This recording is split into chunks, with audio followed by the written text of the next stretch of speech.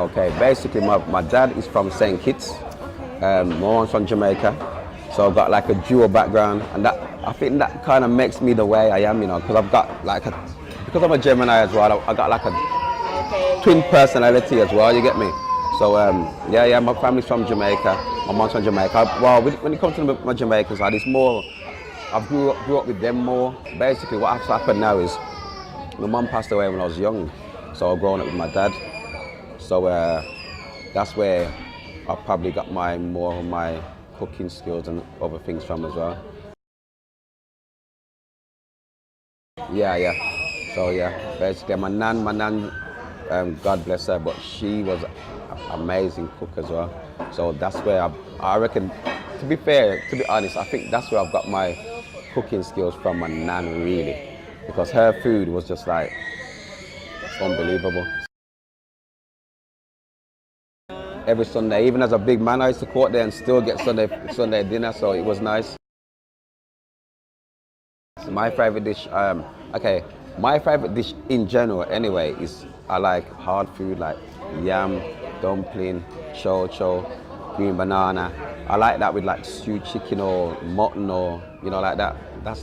I prefer my Caribbean food. That's what makes me feel, you know what I mean, good in myself.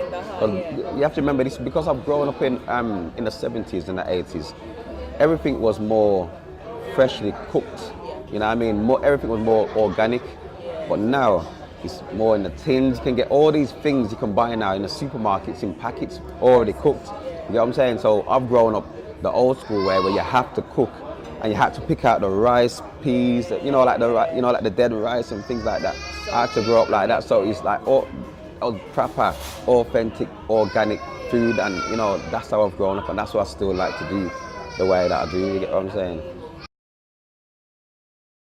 You know, the funny thing about it is, I tell you this, the Mellow name didn't come from like cooking or nothing like that. Basically, when I was young, I used to sing, so they used to say I used to have a mellow voice, you know what I'm saying? And then obviously it reflected my personality, because I was just cool and just chilled out kind of person. So that Mellow name was just kind of like perfect for me. But I don't sing no more, my throat. I don't sing no more. No, if I sing again now, that's it. Rain, fall, thunder, everything, you know, get me? So, yes, no, I'm done with that. But yeah, I've had that name since I was young, and everyone keeps on calling me.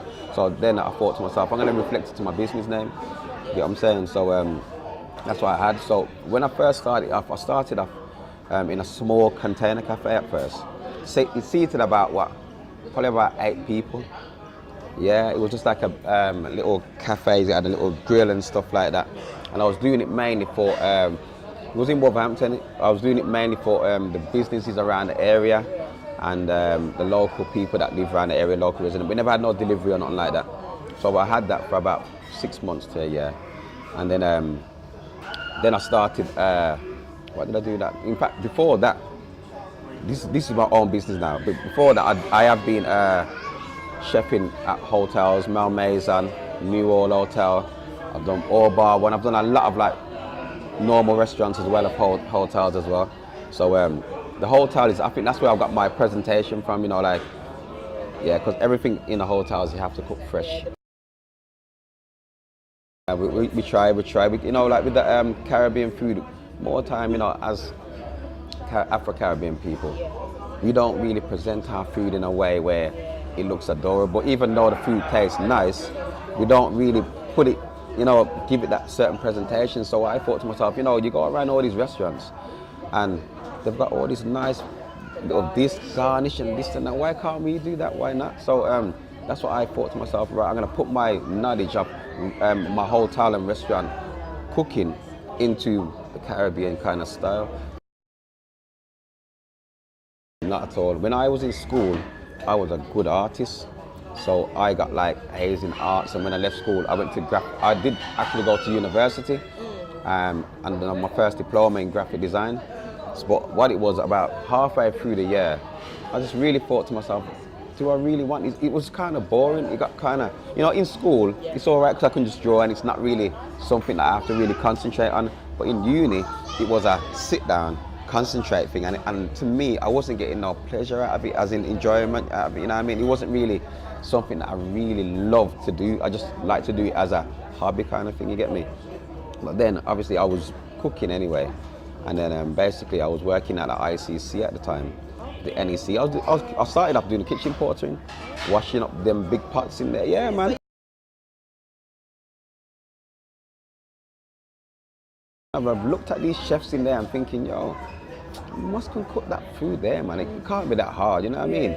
So I thought I need to obviously just improve my kind of career. You get me? And I do like cooking anyway, because I'm kind of, when I was younger, I used to always make up things that wasn't even on the menu and just try something new all the time.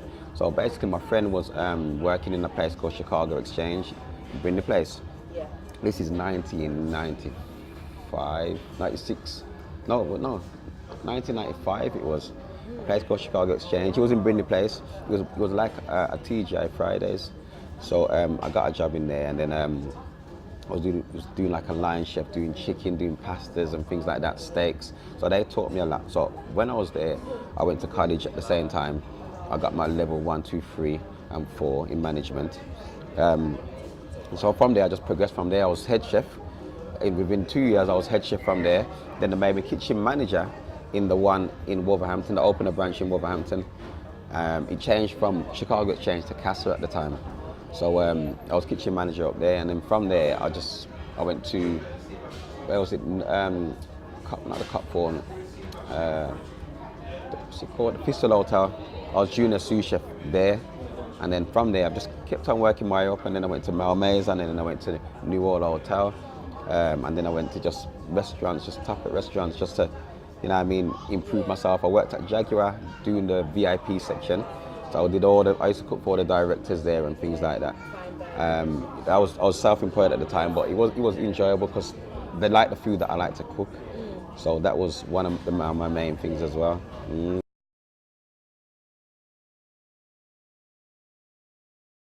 Yeah, and the food, oh gosh, it's crazy because I got into it, it's like I fell into it by accident, but then I just started to love the cooking, and then the desire to cook, and now it's like I just can't stop. I just don't even know when I'm gonna retire.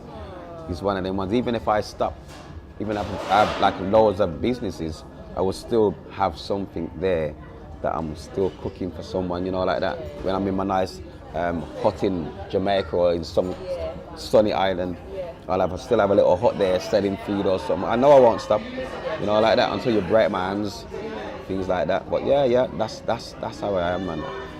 Food is just my life right now.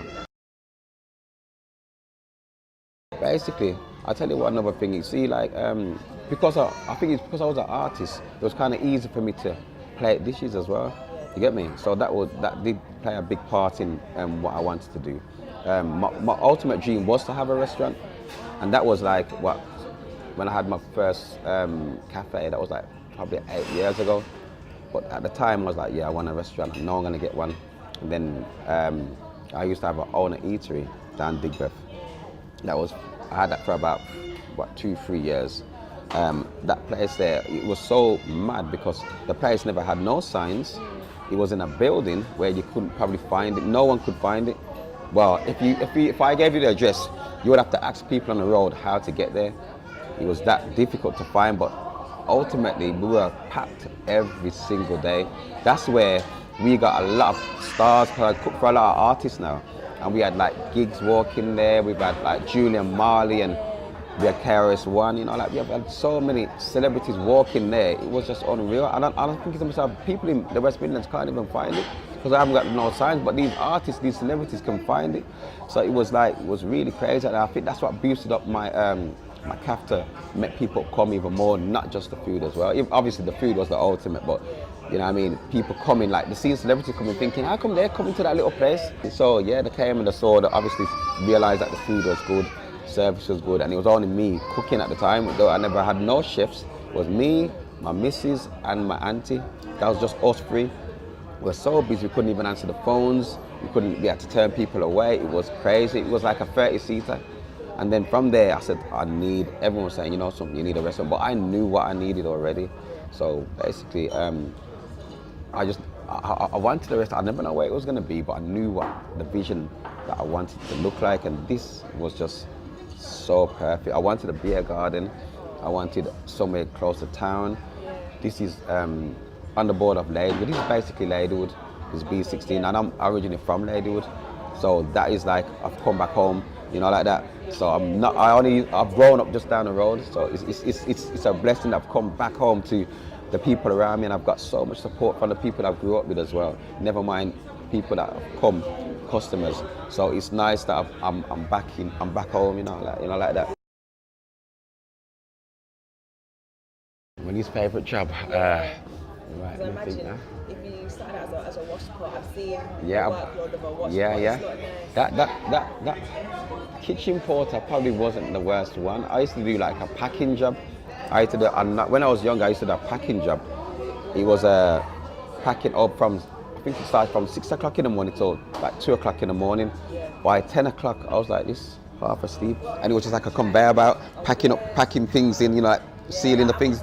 Yeah. It was that was the work. I never did it for long because I was falling asleep nearly every night, you know, like that. But I think that was my worst job, and that was just because I was a teenager coming up through. I just needed money, you know, like that, not thinking what I really wanted to do.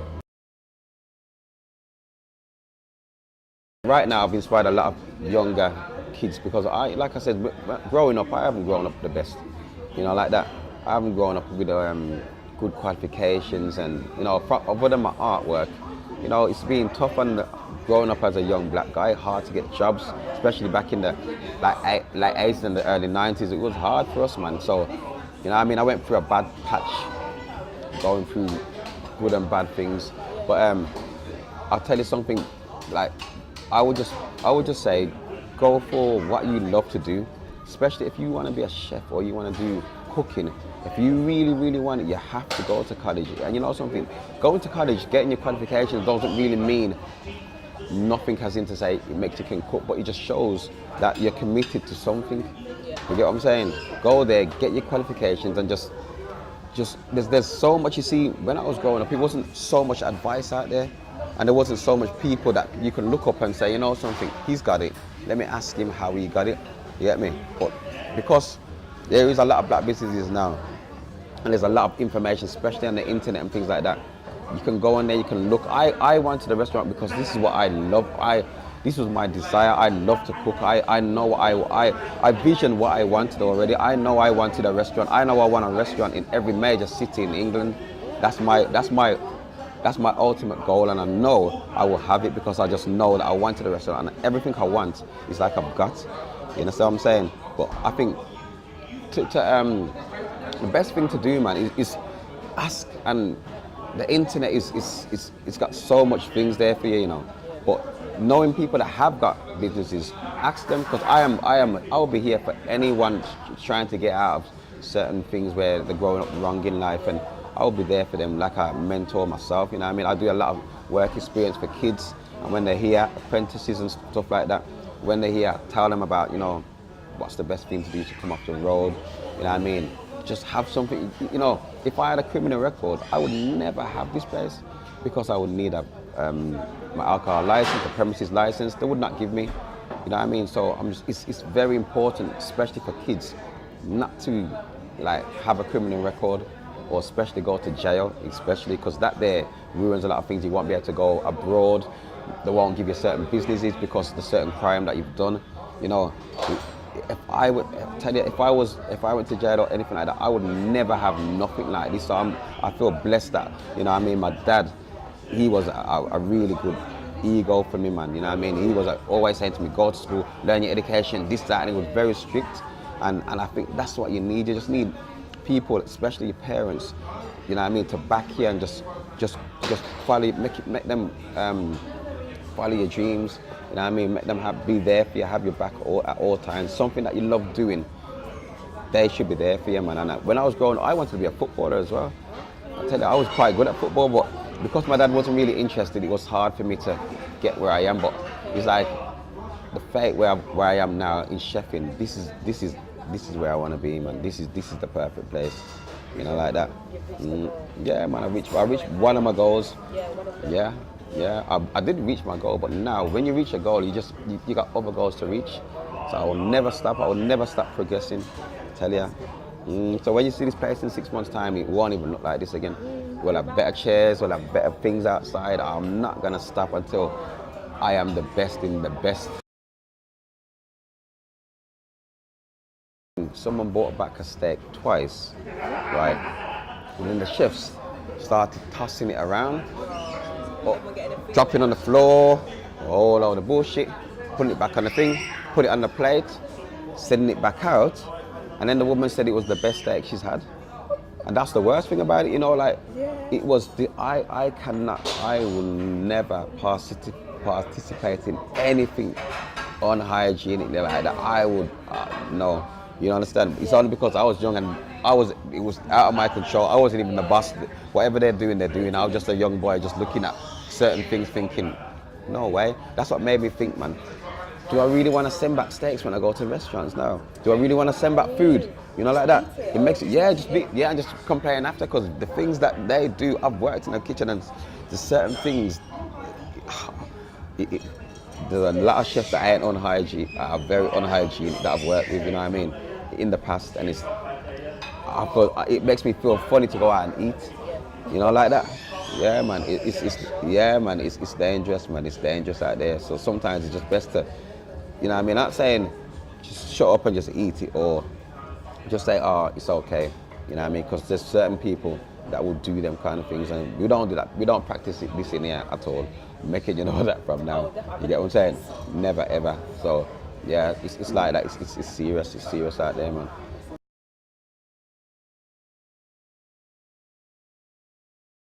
Basically, my business. She's the man. She's the owner as well, manager. We are. You know, some people probably say it's hard to work with your missus and that. Obviously, we have our little, you know, disputes. But I tell you something, without her, you know, or without me, we wouldn't be where we are today. I must say, you get me? You have to have that strength, man. Especially as a couple, you have to have that strength, knowing what you really want, know where you really want to get to. You get me? And it's just that keeps you tight and yeah, man. You got to do it. That's one of the main things, man. Especially when you're in a relationship with a person, because easily, if we were to finish now, it'll be hard to, this person, she's gonna want that, I'm gonna want that. It's not about it. You gotta know what you want. I'm engaged and I know we are very tight and we are very, you know what I mean? It's not gonna happen. We know where we went. We know what we want in life, and we're very strong.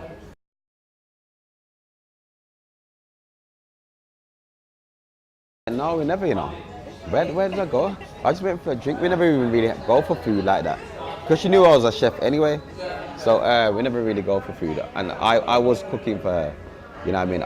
I used to be on the phone saying, she used to say, how do I cook this? And I used to be on the phone saying, right, you have to do this, you have to do that. You know, like that, before we even was living together or anything like that. So it was fun.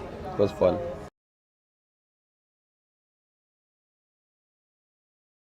Right, okay. How does that work? I'm the chef. I even if I'm knackered, I will cook same way. I don't know where the strength comes from. I will cook no matter what, even if I'm on my last legs. I'm like, yo, I know what I need. I know what food that I want. You get me? And it's only me that can cook that food to perfection that I want. Don't get me wrong. She's a good cook. She can cook, but I just know what I want. You know, like that. And she's always with me. Like, you cook. So I end up cooking it all the time anyway. So it's not a problem.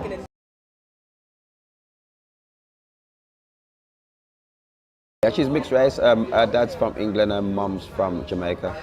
Yeah. So she's got a lot of heritage when it comes to Caribbean food and, you know, background as well. She's like that. You get me?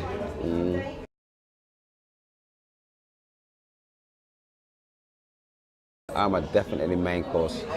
You get me? The starters we can work with. You know what I mean? But I'm a main course. I don't like desserts. I don't even really eat cakes. I can make cakes, but I'm not really a dessert person anyway.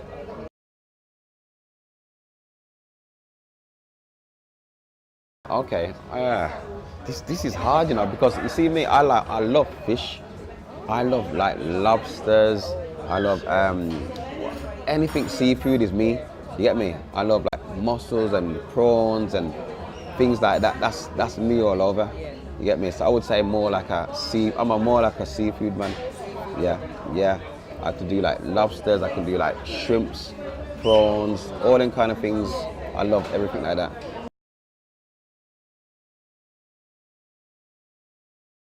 I like banana cakes. I like rum fruit cake. That's probably one of my favorites, rum fruit. I like more of the Caribbean cakes. I'm not really like, yeah, you get me? I like more of that. I'm not really like cheesecakes and souffles and fondants. No, nah.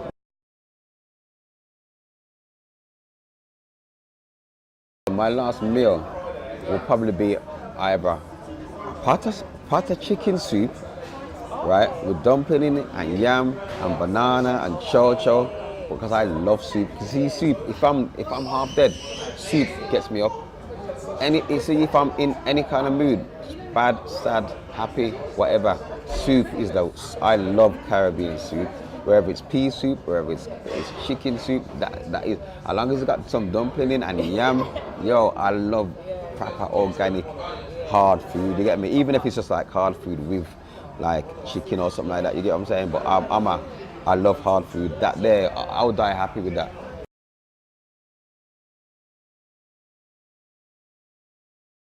One thing I could say that I would never get tired of is chicken wings.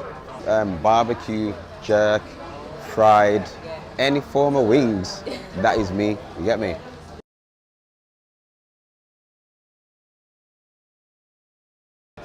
I would say my grandmother's cooking.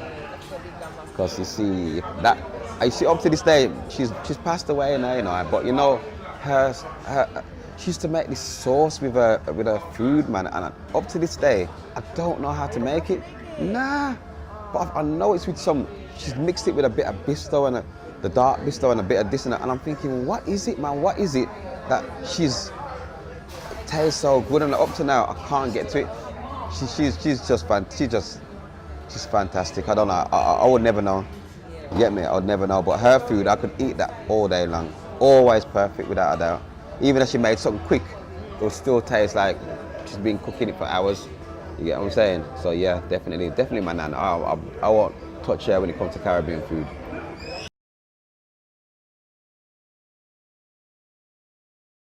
Right. So my busiest days is Fridays and Saturdays.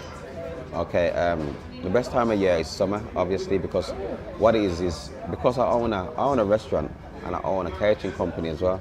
So I do a lot of weddings. I've got non-stop booked up this year for weddings already. So I do a lot of outside catering as well. So weddings is very, very busy. So summertime, 100%. Weekends, summer, you won't even see me. I'm just working non-stop.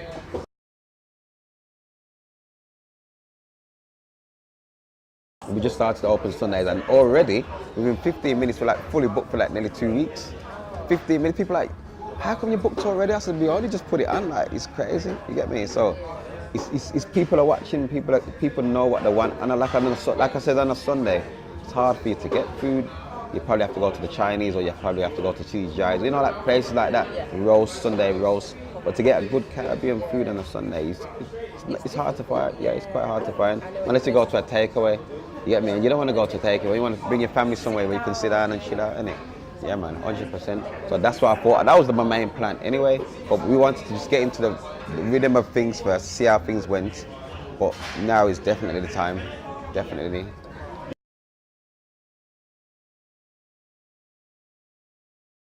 I would say crazy. It's just amazing. It's just incredible. It's just a dream come true. You know, like that. You know, when your dreams come true. And you know the worst thing about it is, it hasn't even hit me yet, you know. It hasn't hit me that I've got this is mine. It hasn't hit me that I own this place. It hasn't hit me my name's on everyone's, on the door, on everyone's top. You know, like that. And menus everywhere. It hasn't sunk in yet, man.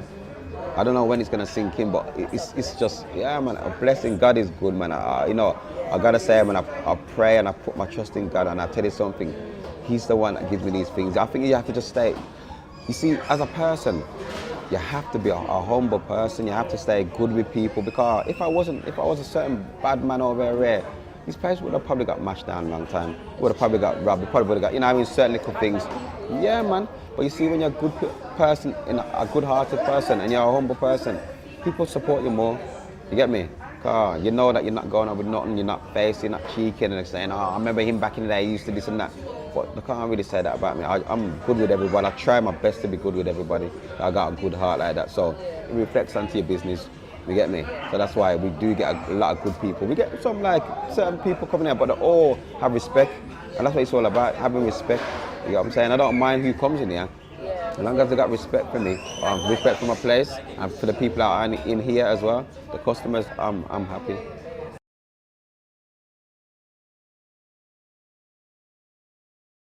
Not everyone's gonna like what you like, you know what I'm saying? But all I know is we try our best, and I will improve no matter what. I will sit back and listen to feedback. If we need to do this, if we need to do that, if we can improve on that, then I am definitely up for all of that kind of thing. So that's why we always try and we are progressing, because we listen and you know, we put everything what we listen into our food or into our service. So we're learning, man. We're still learning. We've only been open for 5 months. So you know what I mean? And it's like the way that people going on is like we've been open for like a year or 2 years. 5 months is still teething problems. And to be fair, it's very rare that we get any problems now. You get what I'm saying? So it's a blessing. It's a blessing, man. I can't knock it.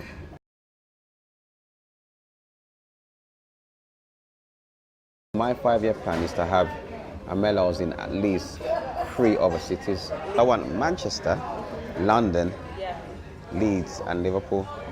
Them are my 4 major cities that I want.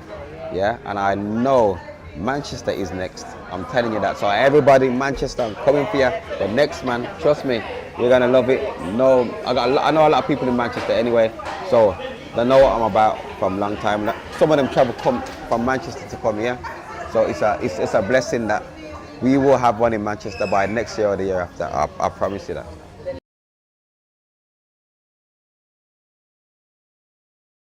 Within 4 years, we've had 4 major awards. You get what I'm saying? And it's just that we've come out of the blue. People who've had restaurants and stuff. Even though some people say awards don't mean nothing, but it does to me, because it shows recognition. People are watching you, this and that, and we're still up for another nomination, the Lux Awards. I've never heard of them before, but they've emailed me. So every year we're always up for 2 to 3 awards every year without fail, and we do usually win one out of them. So it's a blessing.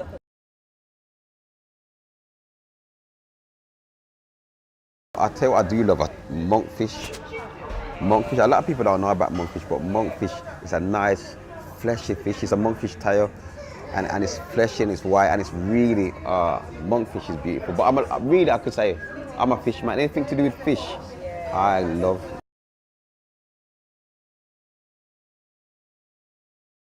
I tell you what, you see the red meat, I kind of come off the red meat kind of thing now. I prefer chicken, like, chicken is nice, but I'm more of a fish man, seafood, prawns, lobster, fish, you know, like snapper, swordfish, parrotfish, you know, like any kind of fish I love. Sea bass is probably one of my favorite fishes.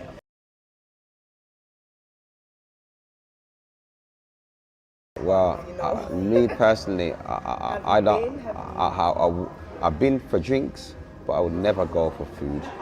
And to be fair, I'm funny anyway. I wouldn't even go to certain Caribbean shops and eat. So for me to go to a shop that is not really Caribbean, but is claiming to be, you'll never see me eat from there. That's no messing about.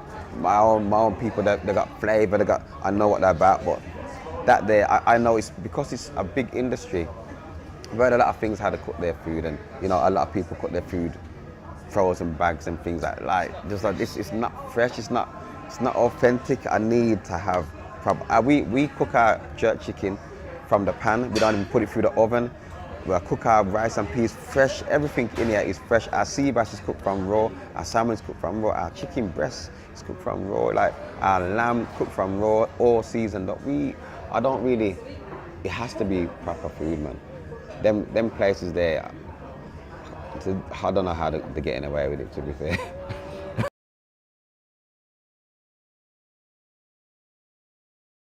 I tell you why, because we are the best and we cook fresh food. We haven't got food from yesterday. We are the fresh and we put all our effort and love in what we do. Yeah, we have got good atmosphere in here. It's a beautiful place to sit down with your family. Like I said, young or old, it doesn't matter. You can come here. We got a bar there. We do fantastic cocktails with Ryan Nephew and Appleton and like that.